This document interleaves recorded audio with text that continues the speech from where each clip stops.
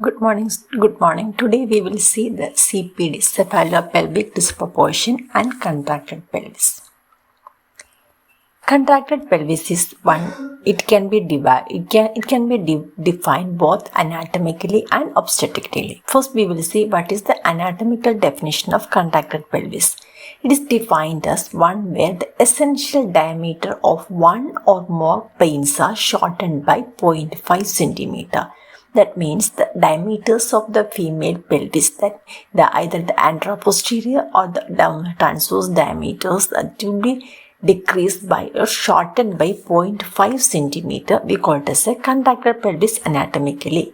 But obstetrically, the alteration in the size or the shape of the pelvis sufficient degree so as to alter the normal mechanism of labor in an average size baby. So an average size baby is not able to pass through the pelvis, then we call it as a contracted pelvis obstetrically. So there are two definitions, one is anatomically and second one is obstetrically. Next we will see, you may be familiar with the four types of pelvises, that is gynecoid, anthropoid, android and platypeloid. Here is a brief description about the in shape and in a posterior segment, sacrum, in the cavity it is sacrosciatic notch, side walls, and the outlet, the ischial spines, pubic arch, subpubic angle, and bituberous diameter. A brief description is given. You can go through this one. Next, the common causes of contracted pelvises are, first one is nutrition and environmental defects. The minor variations are common, but major variations occur in rickets and osteomyelitis. That is will be rare in nowadays.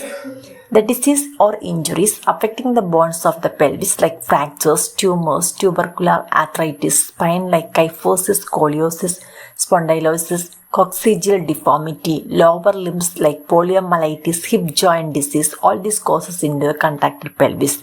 Developmental delays like Naegler's pelvis, Robert's pelvis, high or low assimilation pelvises. The actitic flat pelvis. Rickets is predominantly a disease of early childhood when the bones remain soft and unossified. In childhood, changes occur in the bony pelvis due to weight bearing. So the osteomyelitic pelvis means the deformity is caused by softening of the pubic bone due to the deficiency of calcium and vitamin D and lack of exposure to sun rays. This usually affects the woman after they have reached the maturity. During the past couple of decades, there has been a gradual decline in the incidence of severe degree of contracted pelvis. This is due to the improved standard of living and nutrition in particular. But of significance is the presence of fetal-pelvic disproportion due to either inadequate pelvis or a big baby, or more commonly a combination of both. The past history. The medical history shows past history of fractures, rickets, osteomalacia, tuberculosis of the pelvic joints or spines, and poliomyelitis is to be inquired.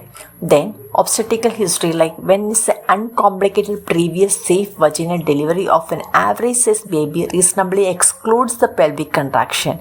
A history of prolonged and tedious labor followed by either spontaneous or difficult instrumental deliveries on the sleeve of a pelvic contraction. So we have to inquire the past obstetric history. Then difficult vaginal delivery ending in a stillborn or early neonatal death or late neurological stigmata following a difficult labor without any other etiological factor points towards the contracted pelvis.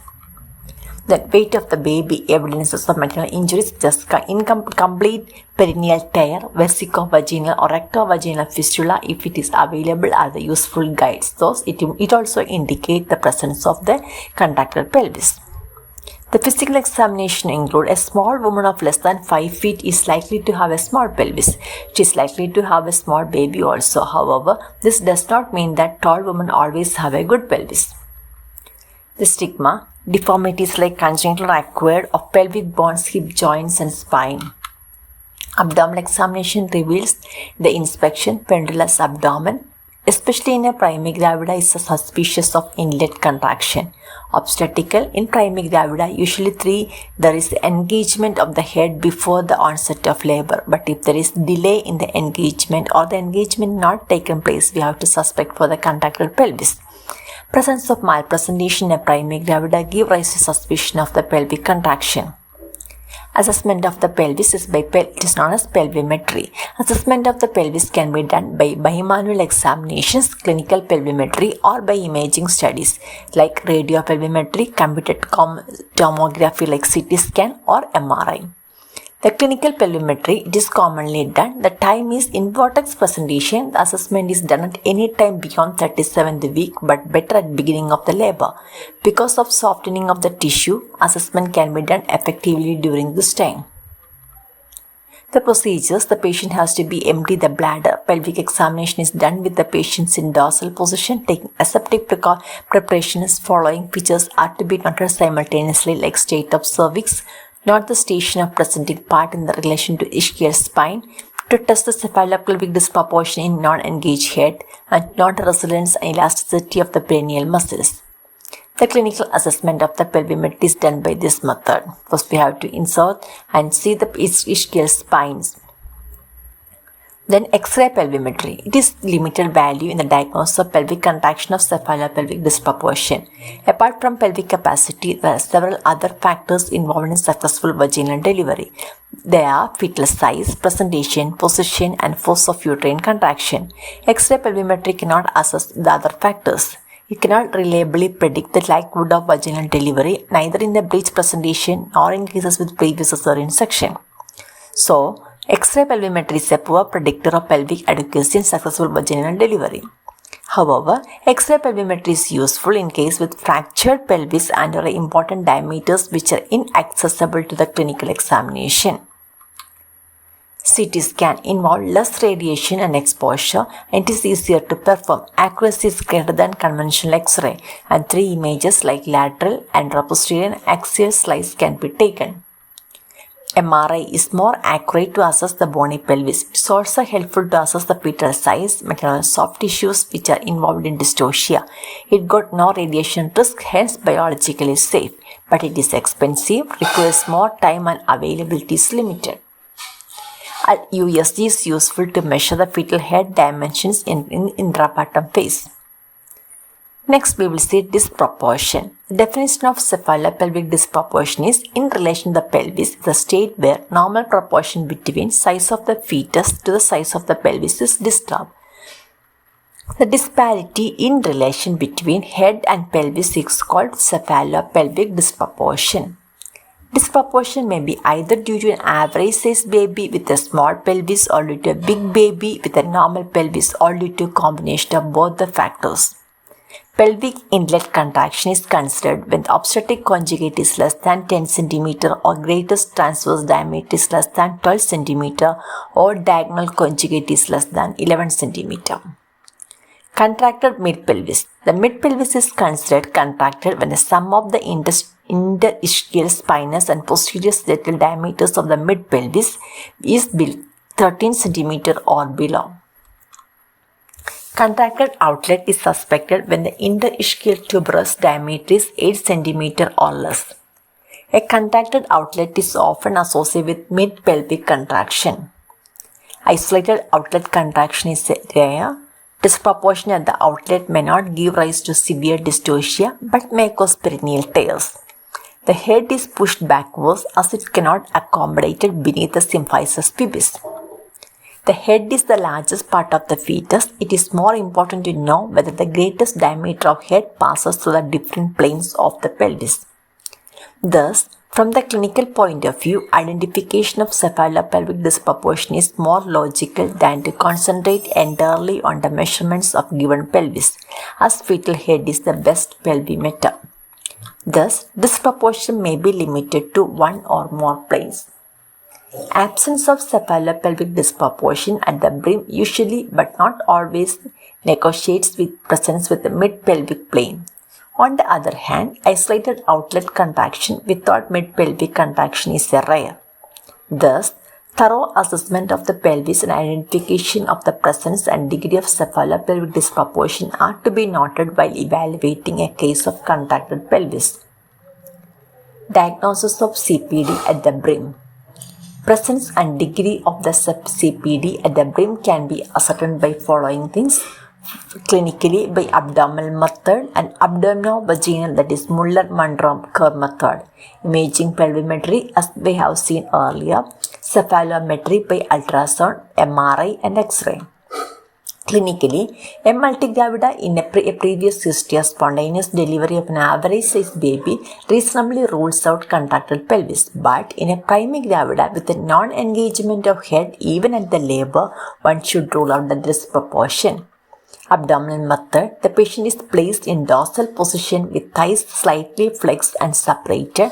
The head is grasped by the left hand and two fingers like the index and middle finger and of the right hand are placed above the symphysis pubis, keeping the inner surface of the fingers in line with the anterior surface of the symphysis pubis to note the degree of overlapping, if any, when the head is pushed downwards and backwards. Inferences, the head can be pushed down in the pelvis without overlapping of the parietal bone on the symphysis pubis that indicate no disproportion. The head can be pushed down little, but there is a slight overlapping of the parietal bone evidence to touch on the undersurface of the fingers, which indicate a moderate disproportion. Head cannot be pushed down and instead of parietal bone overhangs the symphysis pubis displacing the fingers. It indicates severe disproportion.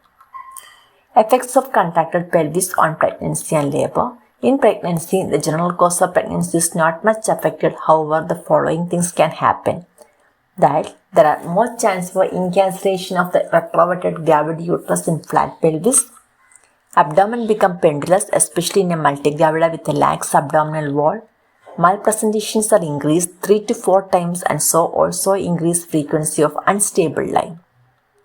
In labor, the course of events in the labor is greatly modified depending on the degree of pelvic contraction and presentation of the fetus. First, there are increased incidence of early rupture of membrane. Second, there is the incidence cord prolapse is increased because the head is not in a presenting part, it has to be fixed in the pelvic. So if there is any gap in between, the cord can come out. Then the third one is cervical dilatation is slow because of the ill-fitting presenting part, and there is an increased incidence of prolonged labor in neglected cases. Obstructed labor with features of exhaustion, dehydration, ketoacidosis and sepsis can occur. There is an increased incidence of operative interference, shock, postpartum hemorrhage and sepsis. The maternal injuries include injuries of the genital tract may occur spontaneously or following operative delivery. There is increased maternal morbidity and mortality. Fetal hazards include fetal risk are due to trauma and asphyxia. The net effect leads to increased perinatal mortality and morbidity. Management of contracted pelvis, that means inlet contraction. Prerequisite in the formulation of the line of management of contractile inlet is to be ascertain the degree of disproportion by clinical examination supplemented by imaging pelvimetry. Due consideration is given to associate complicating factor if any. Minor degrees of inlet contraction does not give rise to much problem and cases are left to have a spontaneous vaginal delivery at all. In moderate to severe degrees, it has to be dealt by either induction of labor or by elective cesarean section at term or trial labor. Induction of labor prior to expected date of delivery. Induction 2 to 3 weeks prior to expected date of delivery may be considered only in cases with minor to moderate degree of pelvic contraction. This is not favored nowadays. And however, in a selected multigravida with a previous history of difficult vaginal delivery, this method can be considered 2 to 3 weeks before the expected date of delivery. In any case, one should be certain about the fetal gestational age. Elective cesarean section at term. This is commonly done. And elective cesarean section at term indicated in major degree of inlet contraction and also in moderate degree of inlet contraction associated with outlet contraction or complicating factors like elderly primigravida, malpresentation, post-cesarean pregnancy, etc. If there is no doubt about the maturity of the fetus, the operation is done planned way and any time during the last week of pregnancy. In doubtful maturity, the investigations are to be done ascertain the maturity, otherwise the operation is withheld till the pain starts or the membrane rupture, whichever occurs early. Then the second management is trial labor. The Definition of trial labor: it is the conduction of spontaneous labor in a moderate degree of cephalopelvic disproportion in an institution under supervision with a watchful expectancy, hoping for a vaginal delivery. That means if a patient is having a minor to moderate degree of cephalopelvic disproportion, the watchful trial delivery can be conducted in an institution is known as the trial labor. Every arrangement should be made available for operative delivery, either vaginal or abdominal, if the condition arises. Aims of trial labor is avoiding an unnecessary cesarean section and delivering a healthy baby. Contraindications are associated mid-pelvic outlet contraction, presence of complicating factors like elderly primate, malpresentations, post-maturity, post-cesarean pregnancy, preeclampsia, medical disorders like heart disease, diabetes, tuberculosis, etc. Where facilities of cesarean section is not available around the clock, then also it is a contraindication. Conduction of trial labor. The management of trial labor requires careful supervision and consideration. The following guidelines are prescribed. First, the labor should ideally be spontaneous in onset, but in cases where the labor fails to start even on the due date, induction can be done. Second, oral feeding remains suspended and hydration is maintained by intravenous drip.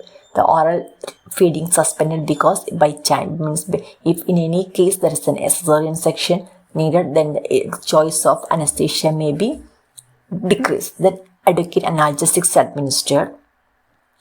The progress of labor is mapped in the partograph, like progressive descent of the head and progressive dilatation of cervix, to monitor the fetal and maternal health. Then, if there is failure to progress due to inadequate uterine contraction, augmentation of labor may be done by amniotomy along with the oxytocin infusion. On no account, the procedure be employed before the cervix is at least 3 cm dilated. After the membrane rupture, pelvic examination is to be done to exclude cord prolapse. Secondly, to note the color of the liquor and assess the pelvic and once more, and also note the condition of cervix, including pressure on the presenting part of the cervix. Successful outcome of the trial labor depends upon degree of pelvic contraction, shape of the pelvis. Flat pelvis is better than android and or generally contracted pelvis.